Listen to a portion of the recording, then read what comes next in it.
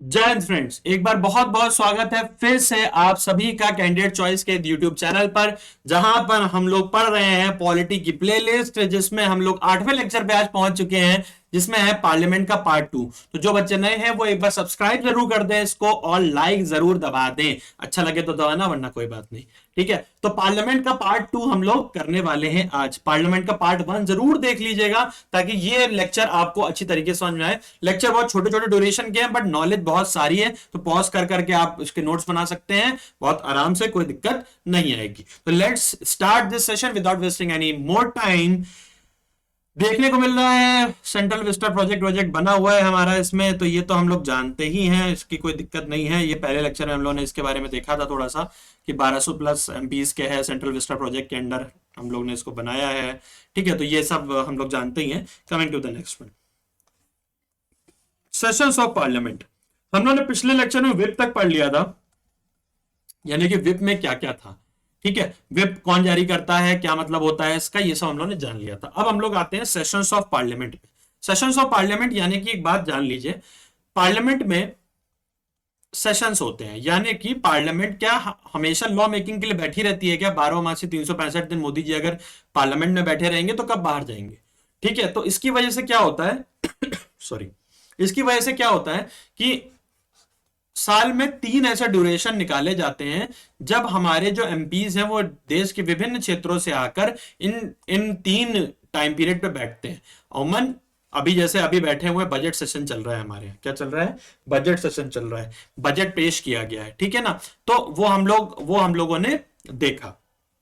Similarly हम लोगों ने एक चीज और देखी, जैसे कल 1 था, 1 था, तो 1 में हम लोगों ने देखा बजट अनाउंस किया गया पूरा, है ना। और इस बार का बजट जो था वो इंटरिम बजट था। क्या था? Interim budget. इंटरिम बजट क्यों था?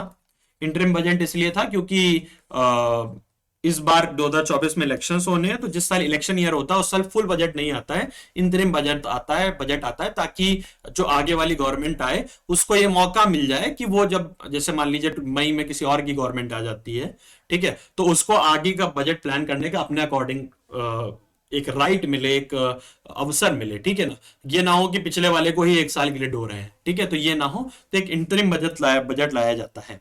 ठीक है, तो ये सेशंस होते हैं, 3 सेशंस अमूमन हम लोग साल में होते हैं। ठीक है, parliament should meet at least twice in a year. अब 2 बार मिलनी ही चाहिए, दिस इज कंपलसरी। ठीक है, 2 बार मिलनी ही चाहिए, this is a compulsory provision. और 2 सेशन के बीच का टाइम मैक्सिमम 6 मंथ्स हो सकता है। मिनिमम तो ऐसा कुछ डिफाइन नहीं है, बट मैक्सिमम क्या है, 6 मंथ ही हो सकता है 2 सेशंस के बीच का टाइम। ठीक है, तो कम से कम 2 होने चाहिए। हमारे यहाँ 3 बार मिलते हैं। कौन कौन से सेशन है?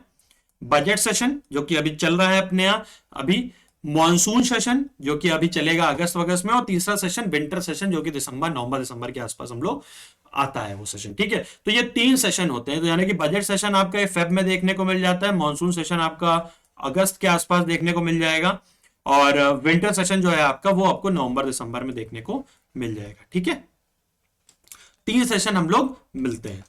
The period between prorogation of a house and its reassembly of a new session is called recess। यानी कि जैसे एक बार सेशन आपने बुलाया, जैसे बजट सेशन चल रहा है, तो बजट सेशन भाई ऐसा तो नहीं है बजट सेशन है तो जितने भी दिन का चलेगा, 8 दिन 10 दिन जो भी चलेगा, 10 दिन बाद क्या होगा, इसको प्रोरोगेट कर दिया जाएगा, प्रोरोगेशन हो जाएगा इसका। प्रोरोगेशन कौन करता है ये बताइएगा आप। ठीक है, प्रोरोगेट कर दिया जाएगा, फिर नेक्स्ट सेशन मिलेगा, मान लीजिए अगस्त में मिलता है नेक्स्ट सेशन, मान लीजिए अगस्त में मिलता है नेक्स्ट सेशन, तो इसके बीच का जो टाइम पीरियड है इसको रिसेस कहते हैं। क्या कहते हैं? रिसेस कहते हैं। रिसेस आप जानते भी हो, स्कूल में रिसेस होती थी जब खाना खाते थे, वही वाला ये लोग भी खाना खाने जाते हैं। चल, लेम डक सेशन एक इंपॉर्टेंट सेक्शन है। लेम डक सेशन क्या है? Last session of existing Lok Sabha. जैसे अभी जो सेशन है लोकसभा का, ये लेम डक सेशन नहीं है। क्यों भी बता रहा हूं, होता क्या है, लास्ट सेशन हो लोकसभा का, लोकसभा ये क्वेश्चन आता है, लास्ट सेशन हो लोकसभा का, और इससे पहले ही नई लोकसभा के मेंबर्स को इलेक्ट हो गए हो। मतलब जैसे मान लीजिए एग्जिस्टिंग जो लोकसभा है वो चल रही हो और उसके अगली वाली लोकसभा के इलेक्शन हो चुके हो, तो कुछ नए मेंबर्स आ चुके होंगे। ठीक है, और उनको पता होगा पुराने मेंबर्स कुछ नए में चुन के आए होंगे और कुछ नहीं भी आ पाए होंगे। सपोज वरुण सर जो हैं वो पुरानी लोकसभा में थे और नए वाले में हार गए हैं। तो अब जब ये बैठेंगे आफ्टर इलेक्शन तो वो सोचेंगे कि यार अब मेरे पास आखिरी है, इसके बाद तो मुझे बैठना नहीं, क्योंकि नए वाले में इलेक्ट होके नहीं आ पाया हूं। तो that is why that session is called lame duck session. Question hour होता है फर्स्ट आवर और एवरी पार्लियामेंट्री सिटिंग, हर पार्लियामेंट्री सिटिंग का पहला घंटा सेशन के अंदर सिटिंग होती है। हर सेशन के अंदर, जैसे बजट सेशन चल रहा है तो निर्मला सीतारमन जी ने कल बेचारी ने 2.42 आवर की स्पीच दी है, 2.42 आवर की स्पीच दी है। ठीक है, इनकी 2020 की स्पीच जो थी सबसे लॉन्गेस्ट वाली थी, बात अलग है, लेकिन 2.42 आवर की इन्होंने स्पीच दी हुई है भैया, और बजट पेश किया हुआ है। तो अब ये तो थक गई होंगी, दिन को घर भी भेजना है। घर भेजने के बाद सेशन में फिर आज भी फिर से लगा होगा सेशन, और लोगों को बुलाया गया होगा। तो जैसे पहले दिन लगा, फिर दूसरे दिन लगा, फिर तीसरे दिन लगा, फिर चौथे दिन लगा, तो हर दिन जब लगता है तो उसको सिटिंग बोलते हैं हम लोग। क्या बोलते हैं? सिटिंग बोलते हैं। क्या बोलते हैं? सिटिंग बोलते हैं। क्लियर है? तो हर क्वेश्चन आवर, हर आवर पहली पार्लियामेंट्री सिटिंग का, यानी कि आज का भी जो पहला आवर हुआ होगा क्वेश्चन आवर हुआ होगा। 3 तरीके के क्वेश्चन आप सरकार से पूछ सकते हैं। कौन कौन से हैं? पहले स्टार्ड क्वेश्चन, यानी कि उनपे स्टार लगा होता है। स्टार्ड क्वेश्चन क्या है? रिक्वायर्ड ओरल आंसर, आपको सरकार से उसका ओरल आंसर चाहिए, वो मुंह से बता दे ऐसा ऐसा ऐसा ऐसा। Unstarred question required written answer, आपको लिखित में आंसर्स चाहिए उनसे। क्या चाहिए? रिक्वायर्ड रिटन आंसर्स आपको उनसे चाहिए, कि सरकार आपको रिटन में ये बता दे कि क्या चीजें हैं, यानी कि क्या क्या चल रहा है। Short notice question asked giving a notice less than 10 days, short notice question यानी कि जिनमें 10 दिन से कम का समय दिया जाता है, वो शॉर्ट नोटिस क्वेश्चन हो सकते हैं, किसी तरीके के हो सकते हैं, स्टार्ट या अनस्टार्ट। ठीक है। 0 आवर, बहुत ज्यादा इंपॉर्टेंट, क्या बताऊं कितना इंपॉर्टेंट क्वेश्चन एग्जाम में धरा। Last till the agenda for the day is selected, gap between question hour and sitting hour is 0 hour. यानी कि क्वेश्चन आवर स्टार्ट हुआ, क्वेश्चन आवर में क्वेश्चन आवर हुए 1 घंटे का होगा, और उस दिन में एजेंडा में क्या डिसाइड होना है, क्या एजेंडा है उस दिन का, उस दिन में किस चीज पे बहस होनी है, कौन सा बिल आना है, उसके बीच का जो आवर होता है जिसमें कोई काम नहीं हो रहा है, बस क्वेश्चन एजेंडा डिसाइड हो रहा है, उसको हम लोग क्या कहते हैं? 0 आवर। और 0 आवर जो है ये इंडिया की ही उपज है भैया। ठीक है, और कहीं नहीं होता, मतलब हमारे यहां से ही, आप कोई कॉपी कर ले बात अलग है। No confidence motion, Lok Sabha can remove the ministry from office by passing a, by होगा ये, ठीक है, by passing a non confidence motion. No confidence motion या नॉन कॉन्फिडेंस मोशन आर्टिकल 75 में दे रखा है कि नॉन कॉन्फिडेंस मोशन आप पास कर सकते हैं। Bill it is the proposal for legislation and becomes an act or law when duly enacted. Bill क्या कहते हैं? ये सब टर्मिनोलॉजी है हम लोग ने आज जो पढ़ रहे हैं। बिल क्या है? एक पत्रक है जिसमें लिखा हुआ है कि ये लॉ होना चाहिए। अब इसके ऊपर बहस होगी, इसके ऊपर डिस्कशंस होंगे, इसके ऊपर फिर डिस्कशन के बाद वोटिंग होगी। वोटिंग में या तो ये 2 बातें हो जाएंगी, या तो ये पास होगा या तो फेल होगा। ये पूरे बिल की जर्नी बता रहा हूं। कोई बिल आया, ये इंट्रोड्यूस किया गया, ठीक है, अब ये कौन सा बिल है वो डिपेंड करता है कि कहां जाएगा, लोकसभा में रहेगा, राज्यसभा में है, ठीक है। तो इसके ऊपर डिस्कशन होगा, डिस्कशन के बाद इस पर वोटिंग होगी, वोटिंग करके या तो ये पास होगा या तो ये फेल होगा। अगर पास हो गया तो ये फिर दूसरे हाउस में जाएगा, जो भी सेकंड हाउस होगा, सेकंड हाउस मतलब राज्यसभा मत समझो, अदर हाउस कह लो, ठीक है, जो भी अदर हाउस होगा उसमें जाएगा। वहां से भी पास होने के बाद फिर ये प्रेसिडेंट के पास जाएगा सिग्नेचर के लिए। फेल हो गया तो काम ही खत्म, ठीक है, फेल हो गया तो काम ही खत्म। मनी बिल, अब मनी बिल में कौन सा? मनी बिल बहुत ज्यादा इंपॉर्टेंट, अपना सपना money bill. Article 110 borrowing of money by union government. Union government borrow करती है मनी से। मनी कहां से बोरो करती है? यूनियन गवर्नमेंट मनी बिल लाती है, जो कि बोरो करा जाता है काहे के लिए? हमारे खर्चों के लिए। जैसे गवर्नमेंट को खर्चा करना है तो क्या लेके आएगी?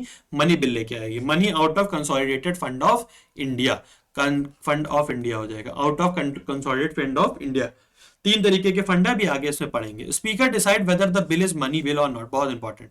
स्पीकर डिसाइड करता है कि ये बिल मनी बिल है कि नहीं है, ठीक है।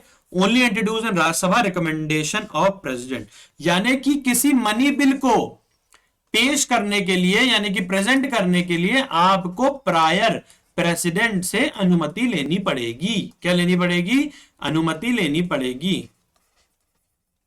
ठीक है, और ये केवल लोकसभा में ही लाया जा सकता है, राज्यसभा में मनी बिल नहीं लाया जा सकता। अभी आप देखेंगे राज्यसभा की पावर्स बहुत ज्यादा ही कम है बेचारी की, ठीक है।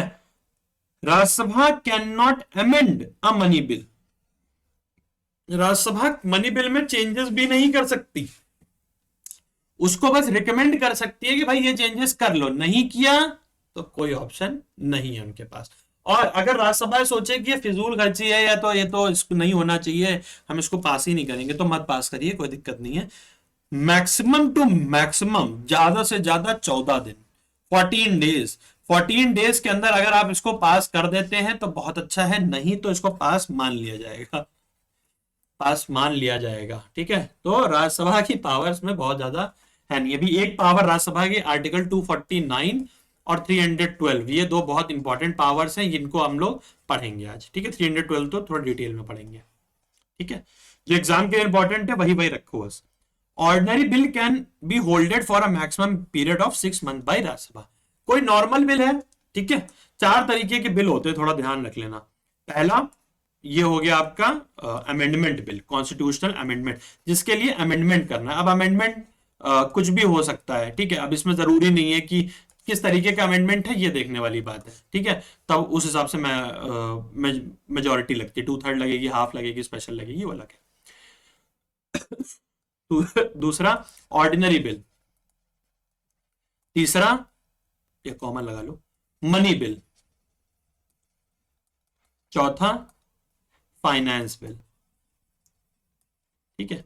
4 तरीके के बिल होते हैं, ध्यान रखिएगा, ordinary bill, money bill, finance bill, amendment, constitution में। ज्वाइंट सिटिंग, यानी कि होता यह कि एक हाउस से तो पास हो गया बिल, दूसरा हाउस इसको पास नहीं कर रहा, in other case of money bill, money bill में तो पास करना ही पड़ेगा, ठीक है। तो दूसरा हाउस इसको पास नहीं कर रहा है, डेडलॉक हो रहा है, ठीक है, यानी कि दोनों के बीच में तनातनी हो गई है कि बिल नहीं पास करेंगे, तो ज्वाइंट सिटिंग लगाई जाती है। ज्वाइंट सिटिंग का मतलब 6 months elapsed from the date of recipient of the other house, 6 महीने बीत गए, यानी कि जनवरी में इनको जनवरी इन्होंने पास करके भेज दिया था, इन्होंने ऑलमोस्ट 6 महीने लगा दिए, फरवरी, मार्च, अप्रैल, मई, जून, जुलाई, अब जुलाई के बाद अगस्त लगा दिया इन्होंने, अभी तक इसको पास नहीं किया, तो ये डेडलॉक की स्थिति कही जाती है।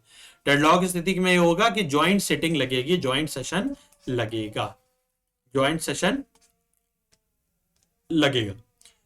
Joint setting applicable to ordinary bill and finance bill, not money bill. Money bill के केसेस में कोई भी ज्वाइंट सेटिंग नहीं लगेगी, बहुत लॉजिकल सी चीज है, क्योंकि 14 दिन के अंदर पास मान ही लोगे तो क्या ही जरूरत है, ठीक है। तो ऑर्डिनरी बिल और फाइनेंस बिल के ही रिस्पेक्ट में ये हो सकता है, मनी बिल के रिस्पेक्ट में कोई भी ज्वाइंट सेटिंग नहीं लगेगी। ज्वाइंट सेटिंग आर्टिकल 109 में दी हुई है, ये आप लोग ध्यान रखिएगा, ठीक है। Presided bye Lok Sabha speaker, chairman of the Rajya Sabha does not preside over joint sitting. Joint sitting में दोनों को एक ही सदन में बुलाया जाता है और वोटिंग करा ली जाती है, यानी कि लोकसभा के मेंबर्स एंड राज्यसभा के मेंबर्स एक ही सेशन में बुलाए जाते हैं, एक ही हॉल में बुलाए जाते हैं और वोटिंग करा ली जाती है, ठीक है। इसका जो हेड करता है that is Lok Sabha speaker. Lok Sabha speaker बहुत इंपॉर्टेंट पद है, इसको हम लोग पढ़ेंगे, माननीय ओम बिरला जी हैं अभी हमारे यहाँ, माननीय ओम बिरला जी इस समय हमारे लोकसभा स्पीकर हैं। अभी तक केवल 3 ऐसे केसेस रहे हैं जिन पर लगा है हमारा joint session, dowry prohibition bill, banking services commission और प्रिवेंशन ऑफ टेररिज्म बिल।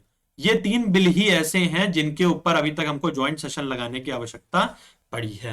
अमूमन ज्वाइंट सेशन नहीं लगाना पड़ता, रीजन ये होता है कि जो पार्टी जैसे लोकसभा में बहुमत में है वही राज्यसभा में बहुमत में, या राज्यसभा में बहुमत में वही लोकसभा में, तो होता है कि आराम से पास हो जाता है, कोई दिक्कत नहीं होती है।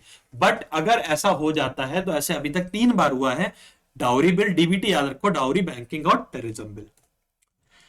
बजट क्या होता है, बहुत important. Budget represented by finance minister, यानी कि माननीय निर्मला सीतारमन जी ने, अभी मैंने आपको बात करी थी कि माननीय निर्मला सीतारमन जी ने ही बजट को पेश किया है। आर्टिकल 102 में, अच्छा बजट वर्ड नहीं लिखा हुआ है, उसमें देख लेना, ठीक है। बजट वर्ड नहीं लिखा हुआ है, आप कॉन्स्टिट्यूशन में बजट नामक शब्द नहीं है, इसको एनुअल फाइनेंशियल स्टेटमेंट कहते हैं,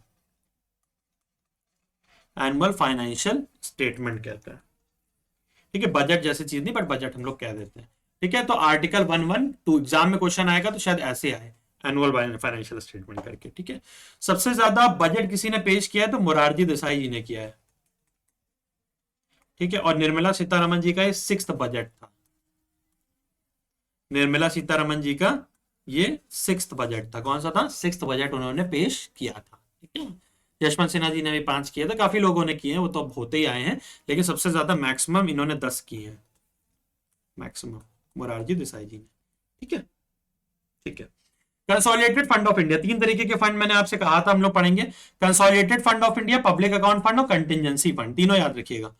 article 266 consolidated fund of India, article 266 is for consolidated fund of India and public account fund, ये दोनों ही 266 में है, कंसोलिडेटेड एंड पब्लिक अकाउंट। किसका क्या काम है अभी देखते हैं। एक तरीके से जेब है गवर्नमेंट के अलग अलग, ठीक है। और कंटिजेंसी 267, ये इसलिए इंपॉर्टेंट है, कंटिजेंसी का नाम ही इमरजेंसी जैसा लग रहा है ना,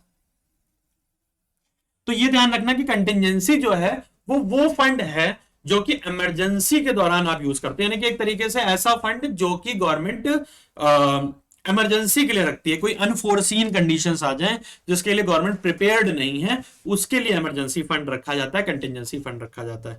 कंटिजेंसी फंड जो है ये आप विदाउट प्रेसिडेंट की अनुमति के साइन के निकाल ही नहीं सकते, प्रेसिडेंट का ही अगर साइन लगेगा तो ही कंटिजेंसी निकलेगी, अदरवाइज बाबू नहीं निकलेगी।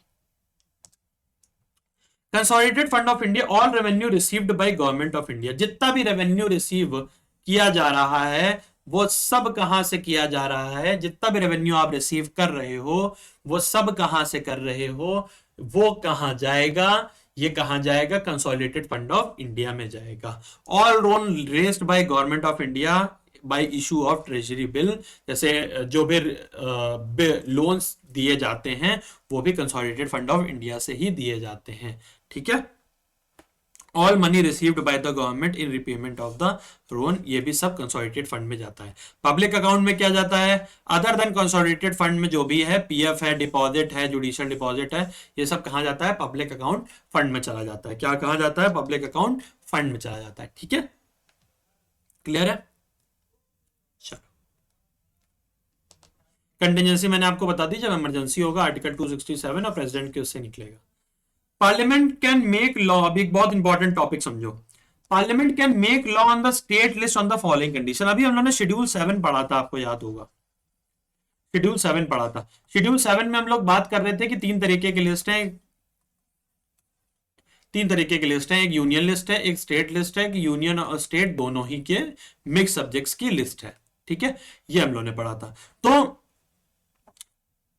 अब पार्लियामेंट यूनियन पे बनाता है, स्टेट वाले स्टेट पे बनाते हैं, इन पर दोनों में कोई बना सकता है, लेकिन क्या पार्लियामेंट स्टेट वाली पे बना सकता है? हाँ बना सकता है, उसके लिए कुछ कंडीशंस है, वही कंडीशंस यहां पे पढ़ने जा रहे हैं। Parliament can make law on state list on the following condition, Rajya Sabha passes the resolution, यही है मेन पावर, राज्यसभा एक रेजोल्यूशन पास कर दे कि वो ट्रांसफर कर दे स्टेट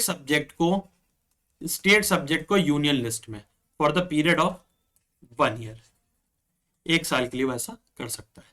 नेशनल इमरजेंसी लगी हो तब ऐसा हो सकता है। 2 और more states make a joint request, यानी कि 2 या 2 से ज्यादा स्टेट मिलकर एक जॉइंट रिक्वेस्ट करें पार्लियामेंट के लिए कि आप इस पर लॉ हमारे लिए बना दे, वरना कोई करता वर्ता नहीं है। प्रेसिडेंट रूल इन स्टेट, उस स्टेट में प्रेसिडेंट रूल लगा हुआ हो तो वहां के जितने भी फंक्शन है वो कौन करेगा, यूनियन गवर्नमेंट ही वहां के जितने फंक्शन है वो करती है। Special power of Rajya Sabha, article 241 authorize parliament to make a law on the subject in the state list. अभी बात करी आर्टिकल 249 की, जो 2 पावर हम लोग को पढ़नी थी, एक 249 एक 312, यही दोनों ही मेन हैं, ठीक है, 249 और 312, हाँ 312, ठीक है, सॉरी 249 और 312। 249 में हम लोगों ने देख लिया कि लॉ मेकिंग कर सकती है स्टेट गवर्नमेंट के ऊपर, कौन कर सकता है, पार्लियामेंट कर सकती है। वो स्ट्रेंज बात लगती है कि स्टेट लिस्ट पे पार्लियामेंट बनाएगी, जी हाँ, तभी राज्यसभा अगर उसका रेजोल्यूशन पास कर देगी तो ही बना सकती है, ठीक है। Removal of vice president can be initiated in Rajya Sabha only, यानी कि देखो एक बहुत इंपॉर्टेंट, अभी हम लोग एक लेक्चर पढ़ने वाले हैं, इसके बाद का ही होगा I guess, Lok Sabha and vice president. अब बच्चे कहते हैं सर प्रेसिडेंट को वाइस प्रेसिडेंट के साथ पढ़ाओ, वाइस प्रेसिडेंट को लोकसभा के साथ क्यों पढ़ा रहे हो, मैं बताऊंगा ना क्यों पढ़ा रहे हो। वाइस प्रेसिडेंट का जो रिमूवल है उसका जो हटाया जा सकता है वो केवल राज्यसभा में ही इनिशिएट किया जा सकता है, लोकसभा में वो इनिशिएट ही नहीं कर सकते हो आप। इंपीचमेंट जो प्रेसिडेंट ने पढ़ा था वो आप इनिशिएट ही नहीं कर सकते हो, वो तो प्रेसिडेंट के लिए था, वाइस प्रेसिडेंट के लिए वो इनिशिएट ही नहीं कर सकते हो आप। कहां पर? लोकसभा में, राज्यसभा में इनिशिएट कर सकते हो। इंडिविजुअल प्रिविलेजेस किसी एमपी को क्या मिलते हैं? Individual privileges, MP can not be arrested during session of the parliament, यानी कि पार्लियामेंट्री सेशन के दौरान कोई भी एमपी को अरेस्ट आप नहीं कर सकते। 40 दिन पहले और 40 दिन बाद तक भी आप अरेस्ट नहीं कर सकते। +40 एंड -40 डेज में भी आप उसको सेशन के अरेस्ट नहीं कर सकते। सिविल केसेस में ऐसा है, क्रिमिनल किया है तो करना ही पड़ेगा, क्रिमिनल है तो करना ही पड़ेगा, ऐसा तो खून करके बैठ जाओ। ठीक है, सिविल केसेस में आप 40 दिन पहले 40 दिन बाद तक और सेशन के दौरान आप अरेस्ट नहीं करेंगे, क्रिमिनल केसेस में करेंगे। Freedom of speech in parliament, यानी कि फ्रीडम ऑफ स्पीच उसको मिलती है पार्लियामेंट के अंदर, आर्टिकल 117।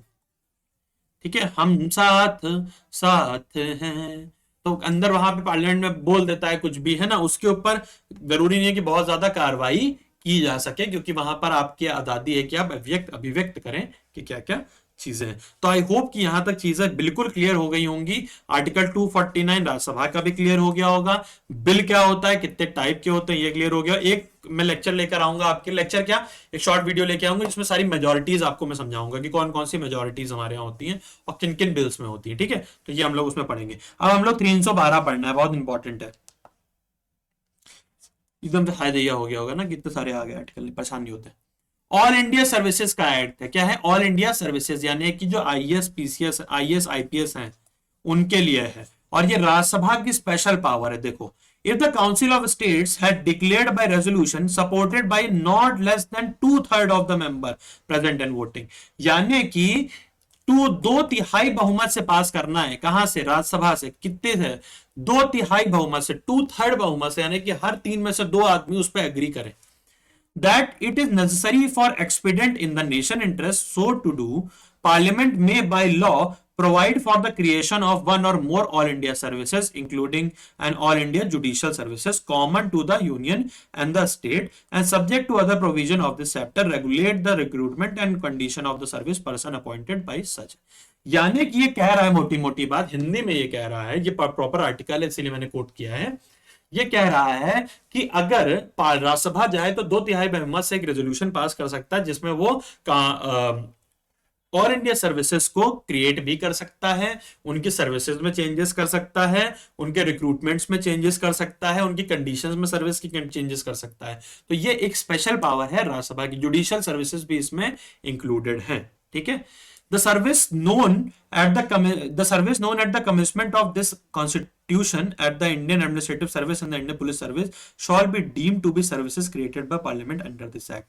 यानी कि आईएएस और आईपीएस ही इस एक्ट के अंदर, इस आर्टिकल के अंदर कवर्ड है। ठीक है, आईएएस और IPS he. The All India Judicial Service referred to in clause 1 shall not include any post inferior to that of district judge defined in the article 236। यानी कि जो जुडिशियल सर्विसेज एक्ट की गई ना, अभी हम लोगों ने देखा एक सब आर्टिकल 1 में 231 में, उसमें डिस्ट्रिक्ट जज से नीचे नहीं होना चाहिए। ठीक है ना, post inferior to that of a district जज, यानी कि डिस्ट्रिक्ट जज से नीचे नहीं होनी चाहिए। आप कुछ बना सकते हैं बट डिस्ट्रिक्ट जज से नीचे नहीं। ठीक है, पता लगा पंचायत के बनाए बैठे हो, नहीं। The law providing for the creation of all India judicial services aforesaid may contain such provision for the amendment of the chapter 6 and for chapter 6 as may be the necessary for giving effect to the provision of that law। ठीक है, clear है? Minimum how many session should be there in a year, in a parliamentary year में कितने session होने चाहिए? तो 2 तो मैंने बात आपकी कर ही ली थी। होते कितने हैं ये अब आप बताएंगे मुझे, होते कितने हैं ये अब आप बताएंगे मुझे। Next, there can be maximum dash months gap between 2 session, 2 session के बीच में मैक्सिमम कितने महीने का गैप होना चाहिए? तो ये भी मैंने आपको बता दिया है। Lame duck session is the dash session of the outgoing Lok Sabha. Outgoing Lok Sabha का कौन सा सेशन होता है? ये आउटगोइंग लोकसभा का है, ये ध्यान रखना। आउटगोइंग का, आने वाले का नहीं। Next, fourth question, no confidence motion is mentioned in which article. बहुत बहुत बहुत बहुत बहुत बहुत बहुत इंपॉर्टेंट क्वेश्चन, ठीक है। ये जितने भी क्वेश्चन है किसी ना किसी एग्जाम में आए हुए हैं, ठीक है, तो ध्यान रखिएगा। और coming to the last question, money bill is mentioned in which article. तो आई होप कि ये शॉर्ट एंड क्रिस्प लेक्चर जो है वो आपके लिए बहुत हेल्पफुल होगा। पार्लियामेंट 1 और पार्लियामेंट 2 के दोनों पार्ट में हम लोगों ने पूरे पार्लियामेंट की चीजें कवर कर ली हैं। कुछ जो हमारे मोशंस वगैरह हैं जो पार्लियामेंट में लाए जाते हैं वो हम लोग उसके एक सेपरेट वीडियो में करेंगे, क्योंकि उसको एक्सप्लेन करना थोड़ा वीडियो फिर लंबा हो जाता है, ठीक है। तो हम लोग जितने भी पार्लियामेंट के जो भी वैकेंसीज हैं या जितने भी मेंबर्स हैं वो सब हम लोगों ने इसमें पढ़ लिए हैं। आई होप कि अच्छे तरीके से समझ में आ गया होगा। कोई भी डाउट हो तो जरूर कमेंट सेक्शन में पूछिएगा। तब तक के लिए पढ़ते रहें, हंसते रहें, मुस्कुराते हैं, नोट्स बनाते रहें और डेडिकेशन के साथ एग्जाम की तैयारी के लिए लग जाइए। मिलते हैं नेक्स्ट सेशन में, तब तक के लिए जय हिंद, जय भारत।